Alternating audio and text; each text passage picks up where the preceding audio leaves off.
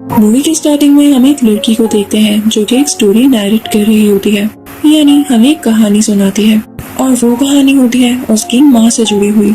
उसकी स्टोरी में जो पहला कैरेक्टर हमें दिखाया जाता है वो एक लड़की है। उसका नाम हैना है। वो यूनिवर्सिटी कोई स्टूडेंट है। वो बहुत अच्छे तरीके से क्लास ले रही होती है, लेकिन तभी देखती है कि उसकी क्लास में एक ऐसा लड़का है, उसके पास कोई बुक नहीं है, लेकिन फिर भी वो सारा का सारा लेक्चर नोट कर रहा है और वो बैठा भी खिला हुआ है, किसी से बात नहीं कर रहा, कुछ बोल नहीं रहा।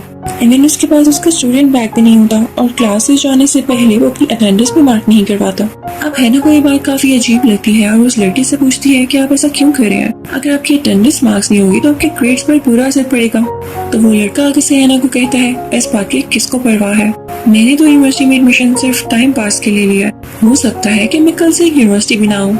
हैना उसे गेट तक फॉलो करती है। अब यहाँ पर ये लड़का चला जाता है। अब हमें हैना की पर्सनल लाइफ के बारे में कुछ बताया जाता है। हैना एक बहुत ही सीधी सादी और अच्छी लड़की है और साथ साथ वो जॉब भी कर रही है, यानी वो पढ़ भी रही है और जॉब भी कर रही है। अब नेक्स्ट डे हम देखते हैं कि उसी लड़की के बारे में सोच रही होती है। वो अपनी क्लास में बैठ के यही सोच रही होती है कि पता नहीं वो लड़का आज आएगा या नहीं, मुझे कल उससे उसका कोई कॉन्टेक्ट नंबर ले लेना चाहिए था। अभी वो इन्हीं सोचों में गुम होती है कि वो लड़का क्लासरूम में आ जाता है। हैना को उसे देखकर थोड़ा अच्छा लगता है और आज वो दोनों एक ही साइड पर बैठते हैं और वो दोनों एक ही बुक से पढ़ने लगते हैं। अब इसके बाद से इनमें काफी अच्छी अंडरस्टैंडिंग हो जाती है। वो लड़का रोज यूनिवर्सिटी आता था, ये दोनों साथ बैठते थे, साथ पढ़ते थे, साथ लंच शेयर करते थे, यानी इनका काफी ज्यादा वक्त एक साथ गुजरने लगा था। अब इस लड़की को फील होने लगा था कि हैना मुझे पसंद करने लगी है और बात भी ऐसी थी, हैना इस लड़के के लिए अपनी फीलिंग्स को कंट्रोल नहीं कर पा रही थी। और अगर बात की जाए लड़के की तो ऐसे लगता था जैसे उसके दिल में कुछ छुपा हुआ है, वो हैना से कुछ शेयर करना चाहता है लेकिन वो कर नहीं पा रहा। अब एक दिन ये लोग एक अजीब सी जगह पर जाते हैं, यानी जगह तो वो बहुत खूबसूरत होती है और वो एक टाइप का ब्रिज होता है, लेकिन वहाँ पर इन दोनों के अलावा कोई और नहीं होता और वहाँ पर जाकर उस लड़के को काफी अजीब फील होने लगता है। आज यहाँ पर वो इस इंटेंशन, इस नियत के साथ आएगा कि वो हैना को कुछ सच्चाई बताएगा जो हमें आगे जाकर पता चलने वाली है। पर जब वक्त आता है तो उसकी हिम्मत खत्म हो जाती है और वो बिना कुछ कहे वहाँ से चला जाता है। पर इसी तरह एक दिन आ ही जाता है जब वो लड़का हैना को अपनी सच्चाई बताने के लिए पूरी तरह से तैयार होता है। हैना उससे पूछती है, आखिर तुम मुझे कहना क्या चाहते हो? अब वो लड़का यहाँ पे सच्चाई बताने के लिए बिल्कुल तैयार था तो वो अपने असली रूप में आ जाता है और वो एक वुल्फ था, एक ह्यूज वुल्फ। उसे देखकर डरने की बजाय हैना उसे एक्सेप्ट कर लेती है और उसे कहती है कि मैं तुम्हें अभी भी पसंद करती हूँ। और इसके बाद वो दोनों एक साथ टाइम स्पेंड करते हैं, यानी उस लड़की को लग रहा था कि मेरे असलियत जानने के बाद हैना मुझे छोड़कर चली जाएगी, लेकिन ऐसा नहीं हुआ। अब यहाँ पे वो लड़का हैना को बताता है कि बेशक हम वुल्फ हैं, लेकिन हम जानते हैं कि किस वक्त इंसान में ट्रांसफॉर्म होना है। और रही तुम्हारी बात तो तुम मेरे साथ बिल्कुल सेफ हो। बेशक वुल्फ को ह्यूमन फ्लैश पसंद होता है, यानी इंसानों का गोश्त पसंद होता है, पर मुझे खुद पे बहुत कंट्रोल है। कुछ दिन बाद हम देखते हैं कि हैना एक्सपेक्ट कर रही होती है। हैना और वो लड़का एक अच्छा कपल बन चुके थे। इन दोनों की प्यारी सी क्यूट सी बेटी होती है और ये दोनों उसका नाम यूकी रखते हैं। जी हाँ, यूकी वही लड़की है जो हमें एक कहानी सुना रही है अपनी माँ के बारे में, यानी यूकी की माँ हैना।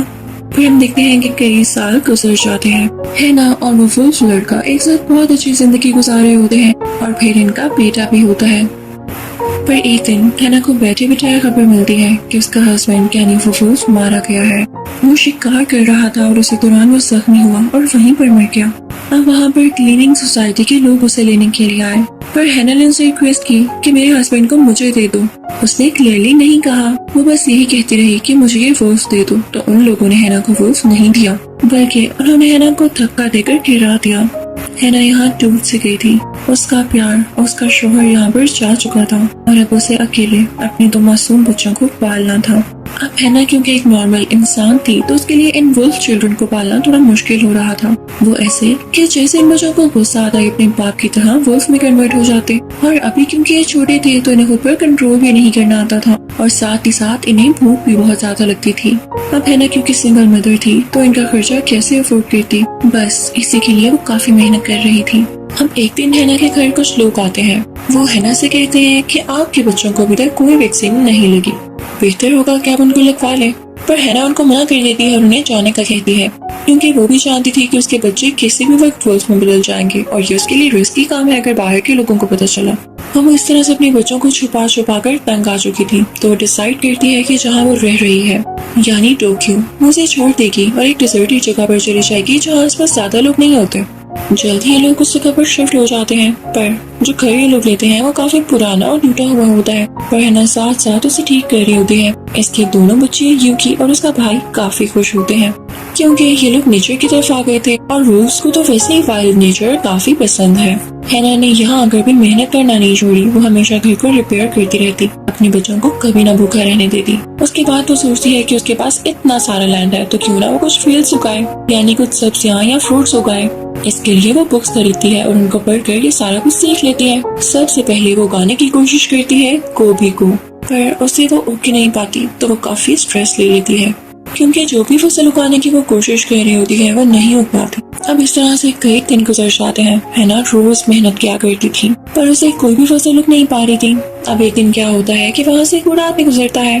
वो हैना को मेहनत करता हुआ देख के बहुत खुश होता है और अपने पुराने और ऑथेंटिक तरीकों से उसे फसल उगाना सिखाता है, जिसके बाद हैना काफी अच्छे तरीके से सीख जाती है।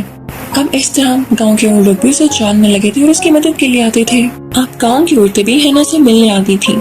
इन सब में काफी अच्छी अंडरस्टैंडिंग हो जाती है, पर हैना इन सबको अपने बच्चों से नहीं मिलवाती थी क्योंकि वो जानती थी कि अगर ये इनके सामने वुल्फ बन गए तो उसके लिए मसला होगा। पर वो ये जरूर बताती है कि उसके बच्चे हैं और वो कभी कभी नजर भी आ जाते हैं। तो गांव की वो औरतें हैना से कहने लगती हैं, यार तुम किस दौर में रह रही हो, तुम अपने बच्चों को पढ़ाओगी नहीं क्या, इनको स्कूल में डालो, तुम्हारे पास भी कोई फ्री टाइम बचेगा।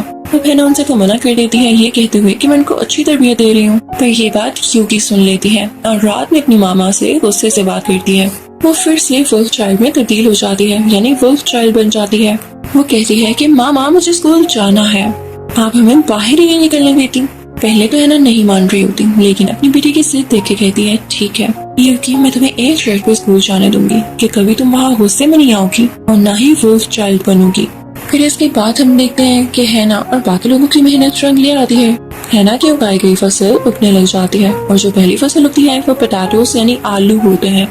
अब ये आलू वो बाकी लोगों को देकर इसके बदले और अनाज लिया करती थी, यानी और खाने पीने की चीजें जैसे चावल, आटा और इस तरह की जरूरत की चीजें। और क्या आप लोग जानते हैं कि पुराने जमाने में भी ऐसे ही हुआ करता था, जो चीज आपके पास होती थी वो आप दूसरों को देते थे और जो चीज दूसरों के पास होती थी वो आपको देते थे।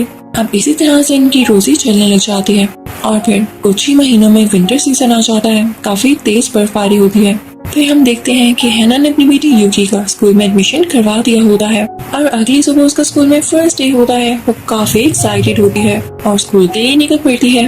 अब स्कूल में जाकर वो टीचर की भी हर बात का अच्छे से जवाब दे रही होती है और ऐसा लग रहा होता है कि वो काफी लायक और अच्छी स्टूडेंट बनेगी। अब उधर हैना अपनी बेटी के साथ अकेली होती है तो उसे एक फॉरेस्ट में ले आती है जहाँ पर वो लोग एक वुल्फ को देखते हैं। हैना उसे बात करने की कोशिश करती है, लेकिन वो ह्यूमन वुल्फ नहीं होता बल्कि एक नॉर्मल वुल्फ होता है, तो कुछ भी नहीं बोलता।